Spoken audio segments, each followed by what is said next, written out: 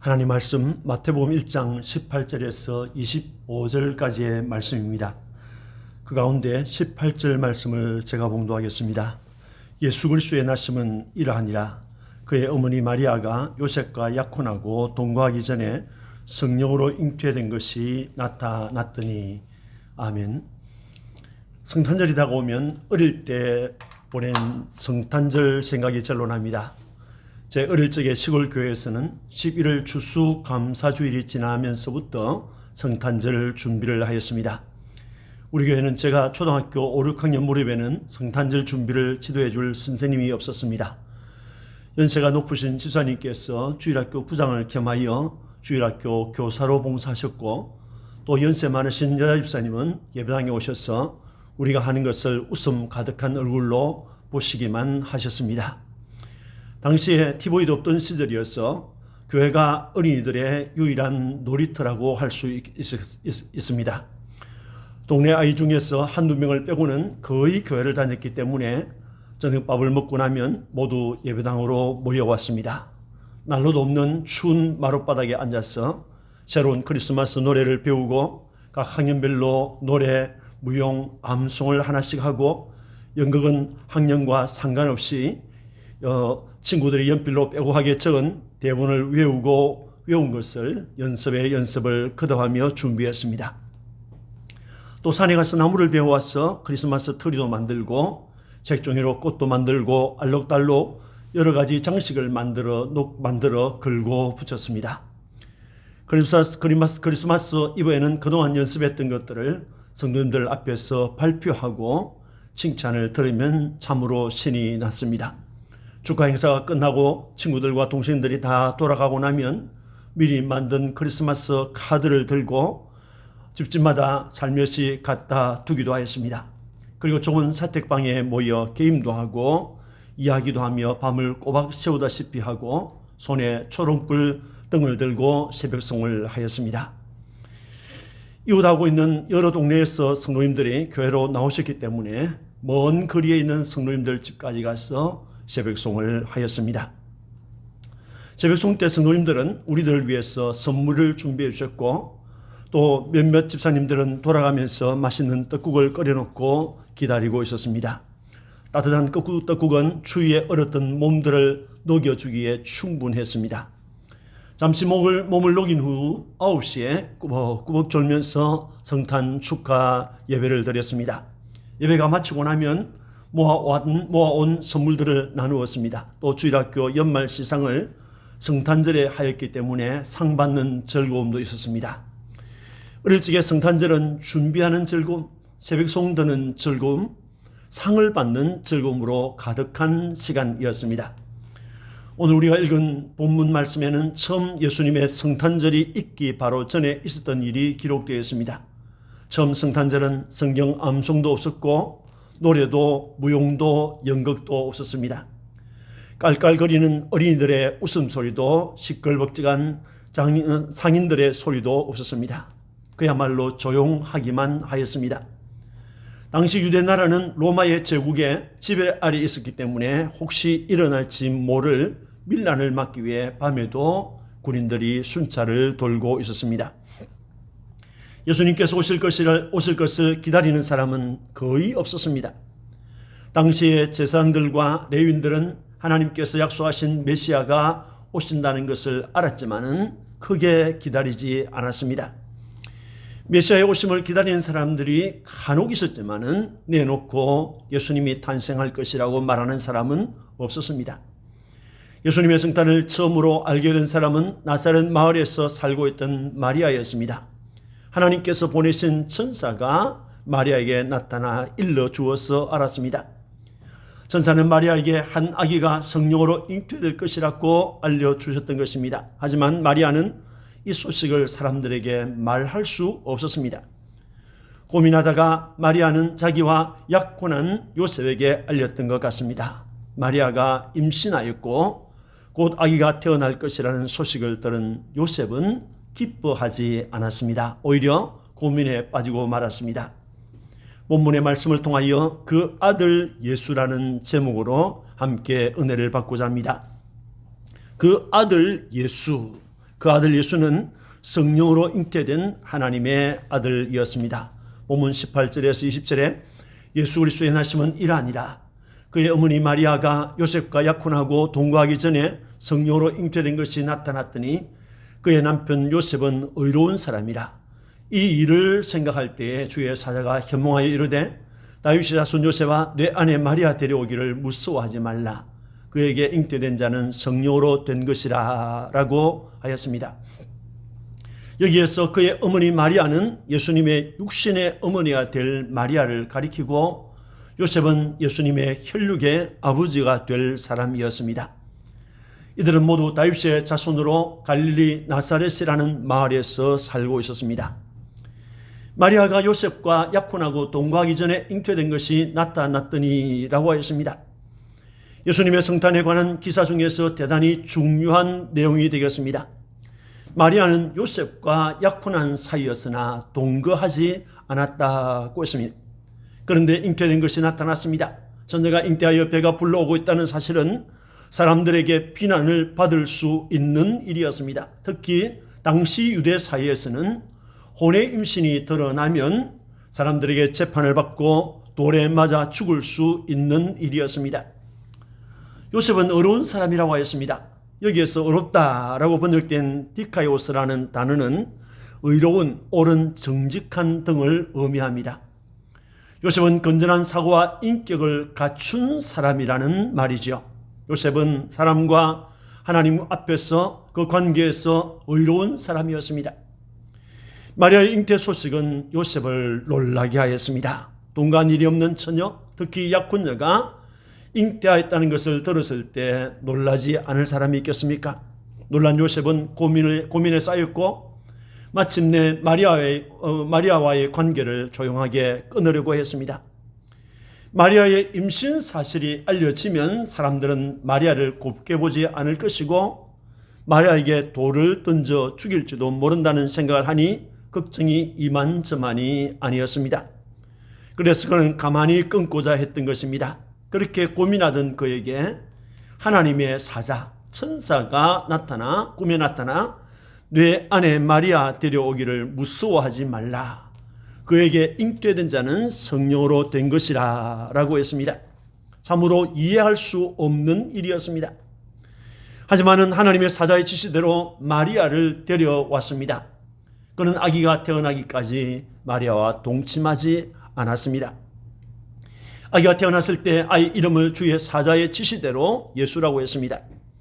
또 헤롯의 대학살에 앞서 주의 사자가 아이와 아내를 데리고 애굽으로 피난하라고 했을 때 요셉은 그 지시를 따라 애굽으로 피난하였습니다. 헤롯이 죽은 후에는 주의 사자의 지시를 따라 이스라엘 땅으로 돌아왔습니다. 또 율법을 성실하게 준수하며 살았습니다. 요셉은 이같이 하나님의 뜻을 최고로 높이고 순종하는 자였습니다. 그래서 의로운 자라고 한 것입니다. 마리아의 잉태는 성령으로 된 것입니다. 마리아의 잉태 사실은 누가복음 1장을 보면 좀 더 상세하게 알 수 있습니다. 어느 날 하나님의 보냄을 받은 천사 가브리엘이 마리아에게 나타났습니다. 그는 마리아에게 은혜를 받은 자여 평안할지어다. 주께서 너와 함께 하시도다 라고 인사하였습니다. 그리고 마리아여 무서워하지 말라. 너가 하나님께 은혜를 입었느니라. 보라 너가 잉태하여 아들을 낳으리니 그 이름을 예수라 하라 라고 했습니다.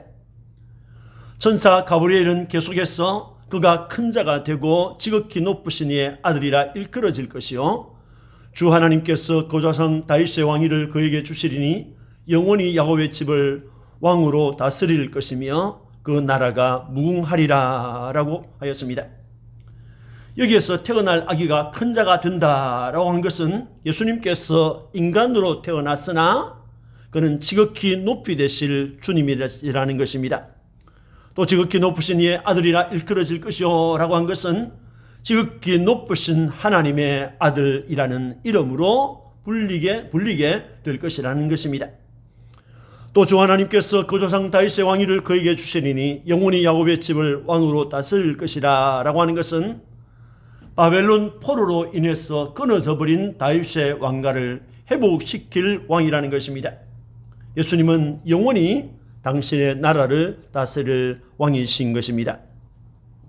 마리아는 이러한 말들을 모두 이해하지 못했을 것입니다. 무엇보다도 처녀인 자신이 잉태하고 아들을 낳게 될 것이라는 말을 수납할 수 없었습니다. 그래서 그녀는 나는 남자를 알지 못합니다. 나는 남자와 동거한 일이 없습니다. 그런데 어찌 이런 일이 일어날 수 있습니까? 라고 했습니다.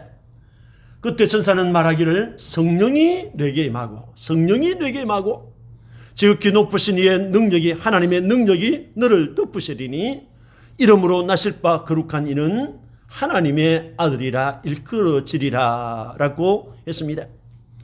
하나님께서 보내신 성령께서 마리아에게 임하여 역사하실 것이라고 한 것입니다.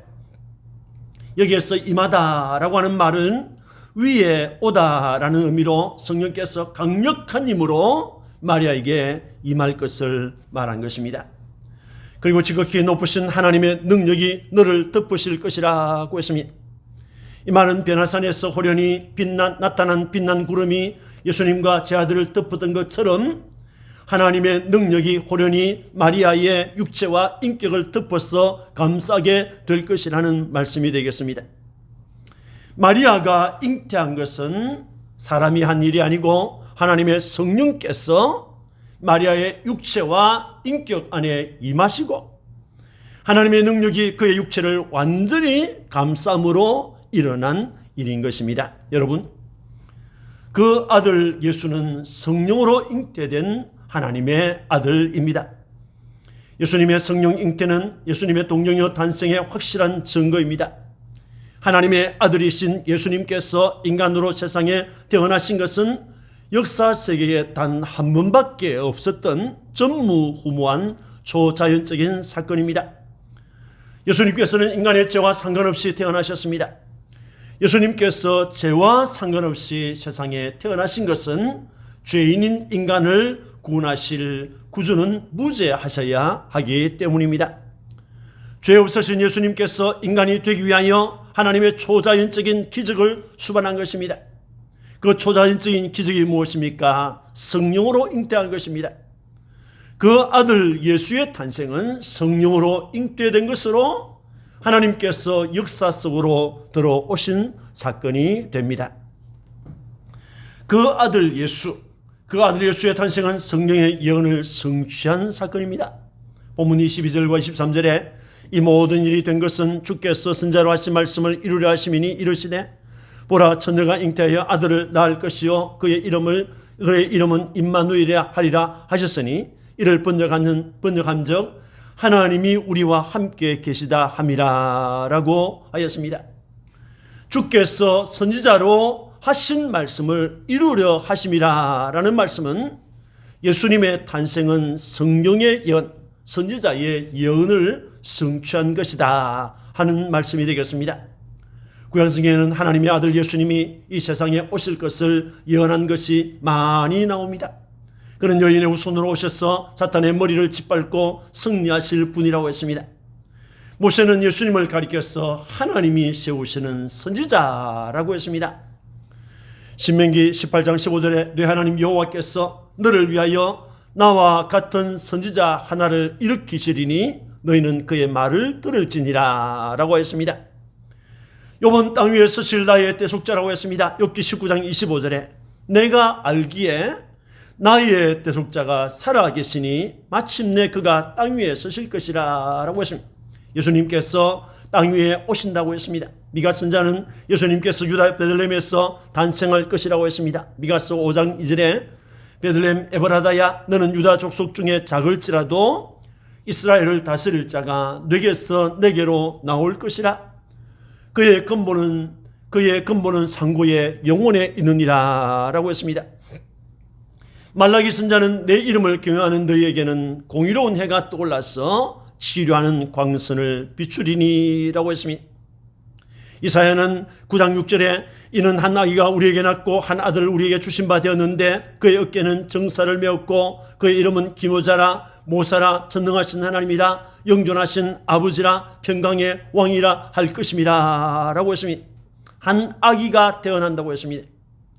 우리가 읽은 본문에 나오는 예언 22절과 23절 말씀은 이사야 7장 14절의 예언이 되겠습니다.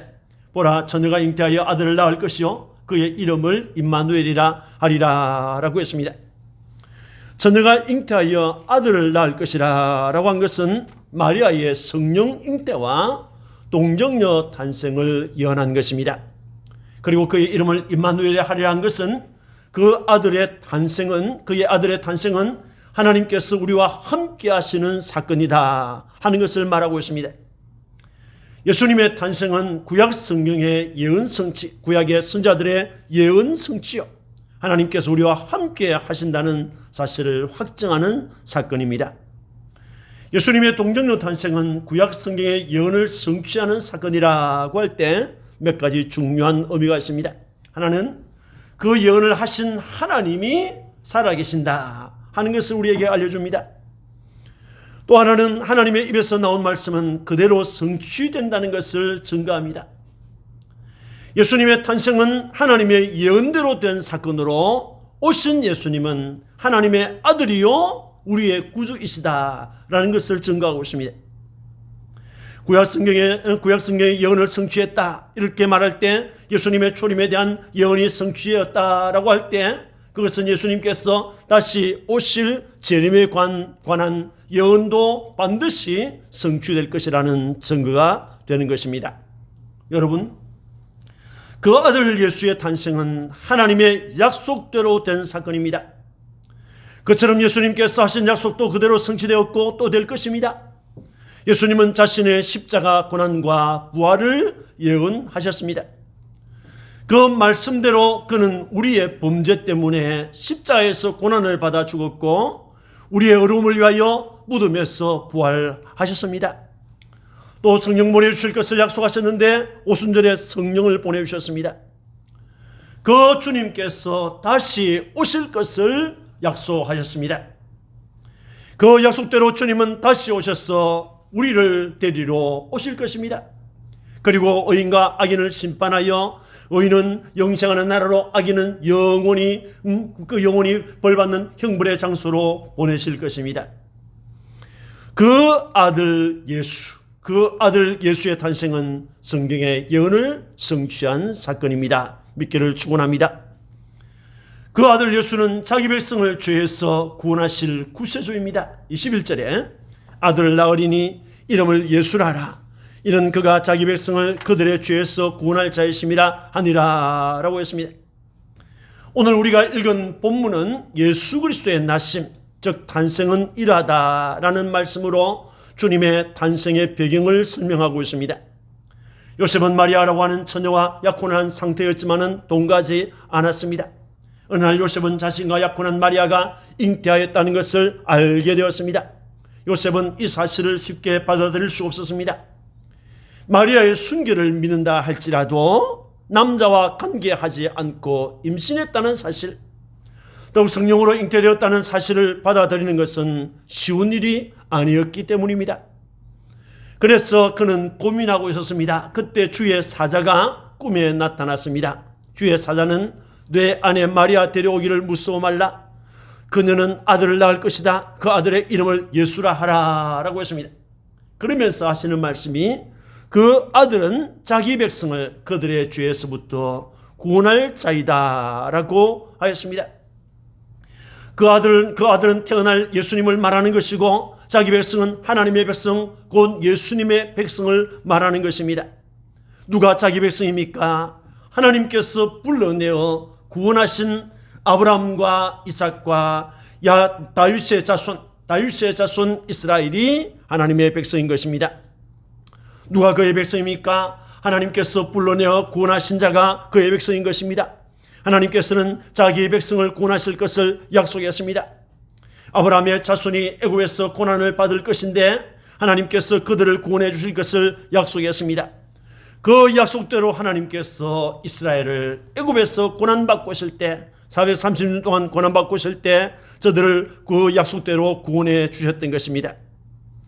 애굽에서 구원하신 하나님은 이스라엘 백성들을 시내산 아래에 모아놓고 너희가 거룩한 백성이 되게 하겠다. 너희로 하여금 거룩한 백성이 되게 하겠다라고 언약했습니다. 신명기 29장 13절을 보면 여호와께서 네게 말씀하신 대로 또 내 조상 아브라함과 이삭과 야곱에게 맹세하신 대로 오늘 너를 세워 자기 백성을 삼으시고 라고 했습니다. 하나님이 당신들을 자기 백성으로 삼으셨다라고 했습니다. 하나님의 백성은 그의 자비와 긍휼과 사랑의 대상인 것입니다. 신명기 23장 5절에 네 하나님 여호와께서 너를 사랑하심으로 라고 했습니다. 하나님이 자기 백성들은 사랑하신다고 했습니다. 그러나 하나님의 백성인 이스라엘 백성은 하나님을 배반하였습니다. 하나님께서 그 아들을 보내셨을 때 알아보지 못했습니다. 영접하지 않았습니다. 그리하여 하나님은 이방인들을 자기 백성으로 불러주셨습니다. 베드로전서 1장 10절을 보면 너희가 전에는 백성이 아니더니 이제는 하나님의 백성이요 너희가 전에는 긍휼을 얻지 못하였더니 이제는 긍휼을 얻은 자라고 했습니다. 주례한 이스라엘이 하나님을 배반하고 믿지 아니하였기 때문에 하나님은 언약 밖에 있던 이방인들을 언약의 백성으로 삼았던 것입니다. 그들 그 이방인들은 그리스도 밖에 있었습니다. 이스라엘 나라 밖에 사람이었습니다. 구원의 약속에 대해서 언약들에 대해서는 외인이었습니다. 세상에서는 소망이 없고 하나님도 없는 자였습니다. 그런데 그 이방인들이 하나님의 백성이 될 수 있었던 것은 하나님의 영원하신 선택에 기초하고 있는 것입니다. 하나님께서는 그들을 위해서 그의 독생자를 보내주셨습니다. 그 아들 예수는 보배 피를 흘려서 하나님께서 구원하기로 작정하신 그의 백성을 구원해 주셨던 것입니다. 그 아들, 자기 백성을 구원하여 주시는 자입니다. 여러분, 전에는 이방인이었습니다. 전에는 하나님과 상관없이 살았습니다.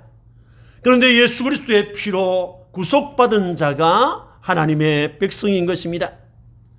그 아들 예수는 하나님의 백성인 우리를 위하여, 우리를 구원하기 위하여 오신 구세주인 것입니다. 사랑하는 성도 여러분, 그 아들 예수는 성령으로 잉태된 하나님의 아들입니다. 그 아들 예수는 성경의 예언대로 탄생하신 하나님의 아들입니다. 그 아들 예수는 자기 백성을 저들의 죄로부터 구원해 주시는 영원한 구세주입니다. 그 아들의 탄생을 감사합시다. 그 아들의 두 번째 오시는 재림을 손꼽아 기다립시다. 이런 믿음의 성도님들이 되시기를 주님의 이름으로 축원합니다. 아멘. 기도하겠습니다. 하나님 아버지 감사합니다. 하나님께서 약속하신 그 아들 예수, 그 아들 예수는 성령으로 잉태된 하나님의 아들입니다. 그 아들 예수는 성경의 예언대로 탄생한 하나님의 아들입니다. 그 아들 예수는 자기 백성을 저들의 죄로부터 구원해 주시는 영원한 구세주입니다. 그래서 우리는 그 아들의 탄생을 감사합니다. 주여, 이제 두 번째 임하실 재림을 손꼽아 기다립니다. 주님, 이런 믿음을 가지고 주를 영원롭게 하며 찬송하고 기뻐하는 이 성탄절에 주님 앞에 은혜를 받는 모든 성도들에게 사랑과 믿음으로 충만하도록 도와주옵소서. 구주 예수님 이름으로 축복하고 기도합니다. 아멘.